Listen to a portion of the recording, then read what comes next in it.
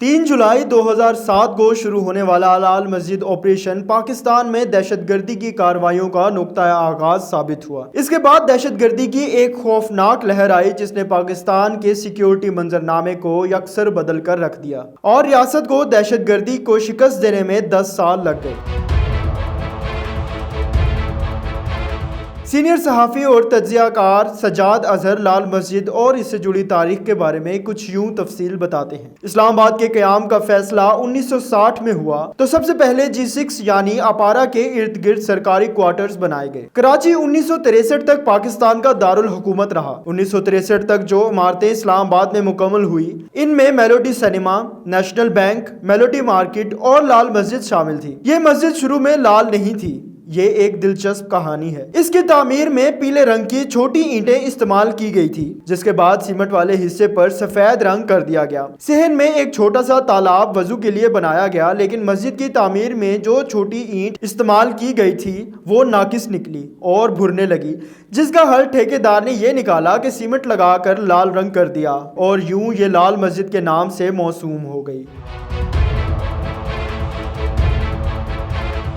لال مسجد کے پہلے خطیب مولانا عبداللہ تھے۔ صدر ایوب خان نے کراچی کے مدرسہ بنوری ٹاؤن کے مولانا محمد یوسف بنوری سے درخواست کی کہ وہ اسلام آباد کی پہلی جامع مسجد کے لیے کوئی خطیب تجویز کریں۔ انہوں نے جامعہ بنوری ٹاؤن کے فارغ التحصیل مولانا عبداللہ کا نام دیا۔ مولانا عبداللہ کا تعلق ضلع راجن پور کے علاقے رجحان سے تھا اور انہوں نے دینی تعلیم جن مدارس سے حاصل کی ان میں مولانا مفتی محمود کا ملتان میں واقع مدرسہ قاسم العلوم بھی شامل تھا۔ چونکہ اس وقت یہی مرکزی مسجد تھی، اسی لیے چپڑاسی سے لے کر سیکرٹری تک اسی مسجد میں جمعہ اور دیگر نمازیں ادا کرتے تھے، جس کا نتیجہ یہ نکلا کہ مولانا عبداللہ کا حلقہ وسیع اور بااثر ہو گیا۔ انہوں نے مسجد میں ایک مدرسہ جامعہ فریدیہ بھی قائم کر دیا جسے بعض اعضاء انہوں نے E7 میں منتقل کر دیا، جس کی تعمیر میں جعفر برادرز کے مالک سیٹھ ہارون کا مالی تعاون شامل تھا۔ 1974 میں تحریک ختم نبوت چلی تو تحریک کے روح رواں مولانا مفتی محمود تھے اور مولانا عبداللہ کے استاد رہ چکے تھے۔ یوں لال مسجد تحریک کا مرکز بن گئی۔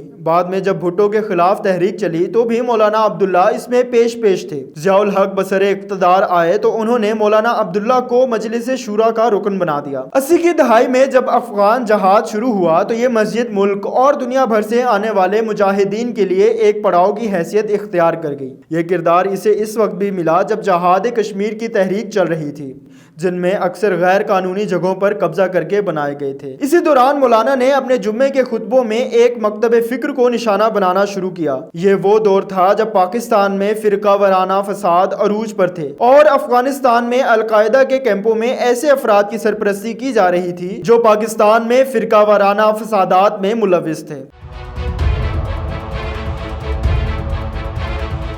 1998 میں جب مولانا عبداللہ کو لال مسجد میں قتل کیا گیا تو کہا جاتا ہے کہ وہ ایک ہفتہ پہلے ہی افغانستان میں اسامہ بن لادن اور ملا عمر سے ملاقات کر کے آئے تھے۔ ان کے قتل کے بعد ان کی وصیت کے مطابق ان کے بڑے بیٹے مولانا عبدالعزیز کو ان کا جانشین اور لال مسجد کا خطیب مقرر کیا گیا، جبکہ جامعہ حفظہ کے محتمم ان کی زوجہ محترمہ ام حسان قرار پائیں۔ ان کے چھوٹے بیٹے عبدالرشید کے بارے میں بتایا جاتا ہے کہ انہوں نے دین سے باغیانہ روش پائی تھی اور انہوں نے والد کی خواہش کے برعکس مدرسے کی تعلیم ادھوری چھوڑ کر قائد اعظم یونیورسٹی میں داخلہ لیا۔ انٹرنیشنل ریلیشن میں MA کرنے کے بعد 1979 میں محکمہ تعلیم میں افسر لگ گئے۔ یہاں سے وہ ڈیپوٹیشن پر اسلام آباد میں یونیسکو کے دفتر چلے گئے، جہاں انہوں نے والد کے قتل تک اپنی خدمات سر انجام دی۔ والد کے قتل کے بعد انہوں نے مسجد اور مدارس میں دلچسپی لینا شروع کی اور داڑھی بھی رکھ لی۔ جب 2001 میں افغانستان پر امریکی حملے کے خلاف دفاع افغانستان تنظیم بنی تو وہ اس کے مرکزی رہنما کے طور پر سامنے آئے۔ 2004 میں قبائلی علاقوں میں فوجی آپریشن شروع ہوا تو لال مسجد کے پلیٹ فارم سے ایک فتویٰ جاری ہوا اس پر آپریشن میں مرنے والے فوجیوں کو ہلاک اور طالبان کو شہید کہا جائے۔ بعد میں ان پر کئی ایک بم دھماکوں میں ملوث ہونے کا الزام بھی لگا اور ان کی اسلحے سے بھری گاڑی بھی پکڑی گئی۔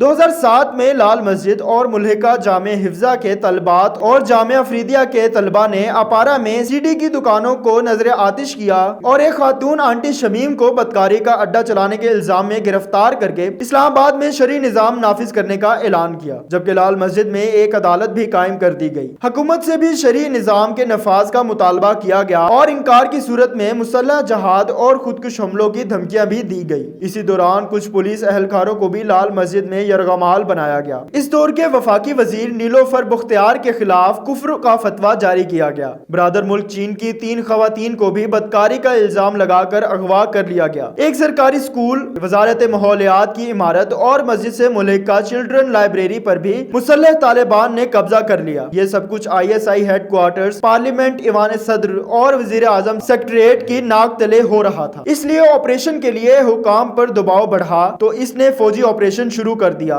जो कई रोज तक जारी रहा। इस दौरान मौलाना अब्दुल अजीज बुरखे में मस्जिद से फरार होते हुए पकड़े गए। इस दौरान मुज़ाकरात भी चलते रहे, जिनमें जय्यद उलमाए कराम और इमाम काबा भी शामिल हुए, मगर डेडलॉक बरकरार रहा, जो 10 जुलाई को हतमी ऑपरेशन पर मुतनज्जे हुआ।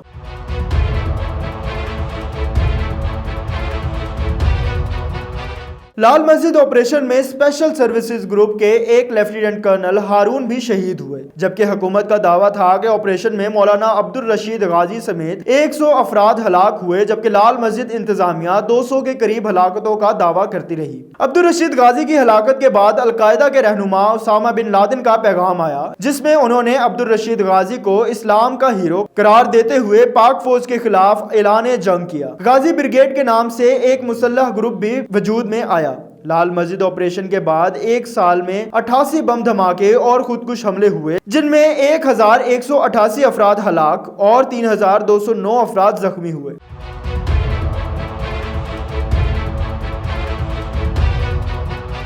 लाल मस्जिद ऑपरेशन के सिर्फ 2 माह बाद पाकिस्तानी स्पेशल फोर्सेस के जरार कैंप पर एक 18 साला खुदकुश बमबार ने हमला करके 22 फौजियों को शहीद कर दिया, जिसके बाद रावलपिंडी, इस्लामाबाद और लाहौर में हाई सिक्योरिटी जोन में हमले हुए।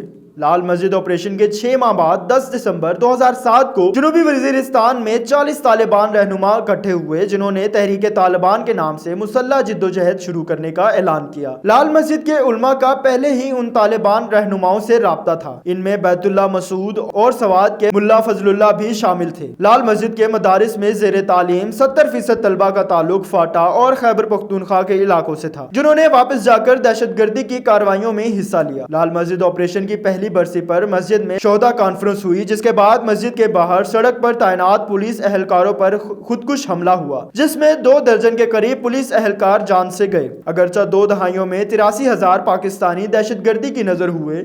इस दौरान 18,000 दहशतगर्दों को हलाक भी किया गया। इनमें से ज्यादातर हलाकतें 2007 से 2013 के दौरान हुई। रवां बरस इस वाक़े को 14 साल बीत चुके हैं, मगर आज भी लाल मस्जिद इंतजामिया और हुकूमत के दरमियान इख्तलाफात चल रहे हैं। सिक्योरिटी एहलकार लाल मस्जिद के बाहर हर वक्त मौजूद रहते हैं और लाल मस्जिद के अतराफ की सड़कें खारदार तारें लगाकर बंद की गई हैं।